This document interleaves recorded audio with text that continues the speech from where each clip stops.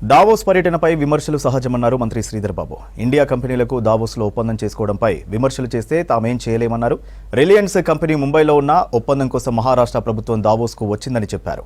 ఉపాధి అవకాశాలు పెరగాలనే లక్ష్యంతో దావోస్ వెళ్లామని, పెట్టుబడుల ఒప్పందాలు ఘనంగా జరిగాయని తెలిపారు. రైతుల కోసం ఆగ్రో ప్రాసెసింగ్ యూనిట్లు, గ్రామీణ ప్రాంతాల్లో మినీ ఎంఎస్ఎంఈ పరిశ్రమల ఏర్పాటు వంటి ఎన్నో లక్ష్యాలతో దావోస్ పర్యటన విజయవంతంగా జరిగిందని తెలిపారు మంత్రి. ఈ చక్కెర పరిశ్రమ షుగర్ ఫ్యాక్టరీకి సంబంధించి ప్రధానంగా నిజాం షుగర్ ఫ్యాక్టరీకి సంబంధించి కమిటీ నివేదిక ఇచ్చింది. మా అధికారులు కూడా అతి త్వరలో అంటే ఇంకా నెల రోజుల లోపలనే దాన్ని ఆచరణలు పెట్టే కార్యక్రమం చేస్తూ మేము చెప్పాం డిసెంబర్ 2025 వరకు తప్పకుండా నిజాం షుగర్ ఫ్యాక్టరీని ఏర్పాటు చేయాలని ఒక సంకల్పంతో పోతా ఉన్నాం. సరే నెల రోజులు ఇటో అటో ముందే చేయడానికి కూడా ప్రయత్నం చేస్తాం. దానికి కావాల్సిన ఇన్ఫ్రాస్ట్రక్చర్ కానీ, దానికి సంబంధించి రేపు కేన్ ప్రొటెక్షన్ కానీ వ్యవసాయ అధికారులతో సంప్రదింపులు చేస్తూ ఉన్నాం. ఎందుకంటే సీజన్ స్టార్ట్ అవుతుంది, అంతలోపల ఈ పరిశ్రమను ఏర్పాటు చేసుకుంటే ఉత్పత్తికి వచ్చే వరకు ఈరోజు అప్పులకు సంబంధించి దానికి ఉన్న అంశాల విషయంలో ఇంతపూర్వకమున్న యాజమాన్యం అంశం విషయంలో ఒక స్పష్టత పోతూ ఉన్నాం.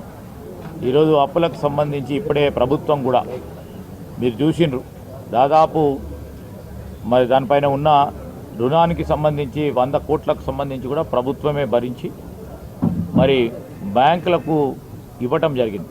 ఈరోజు కేంద్రాన్ని మన భారతదేశానికి సంబంధించిన ఇక్కడ పెట్టుబడులు పెట్టాలని, భారతదేశంలో పెట్టాలని వారు అనేక సంస్థలతోని ఎంఓయూలు చేసుకున్నారు. దానికి ఏమంటారు? రిలయన్స్ ఇండస్ట్రీ హెడ్ క్వార్టర్స్ ఎక్కడ? ముంబైలో. మహారాష్ట్ర గవర్నమెంట్ రిలయన్స్ ఇండస్ట్రీ వారితోనే ఒప్పందం చేసుకుంది దావోస్లో. మహారాష్ట్రకు సంబంధించిన ముఖ్యమంత్రి సచివాలయం ఒక పూట దూరంలో ఉంటుంది రిలయన్స్ హెడ్ ఆఫీస్కి.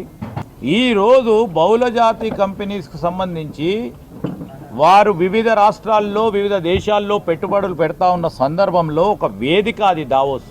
సో ఒక పాజిటివ్ దృక్పథంతో పోవాలి. పెట్టుబడులు ఇవాళ వచ్చినాయి, ఎంఓయూకే సంబంధమైందని నిశ్చయమైంది. పెళ్ళి ఎంతమంది పిల్లలు పుడతారని అడిగితే ఏమైనా లాభం ఉంటుందా? ఈరోజు ఒక పాజిటివ్ దృక్పథంతో పెట్టుబడులు రావాలి. ఎంఓయూలు చేసుకున్న తర్వాత ఇంకా అనేక అంశాలు ఉంటాయి. మేము గత సంవత్సరం 18 ఒప్పందాలు చేస్తే 17 యాక్టివ్గా ఈరోజు వివిధ స్థాయిలో ఉన్నాయి. దాంట్లో 50% మించి పనులు అయిపోయినాయి. ఇవాళనే పెట్టుబడులు పెట్టడం, రేపే కావాలంటే ఇవాళే పెళ్లి చూపులు చూసి రేపే కావాలంటే ఎట్లనే అన్నీ మన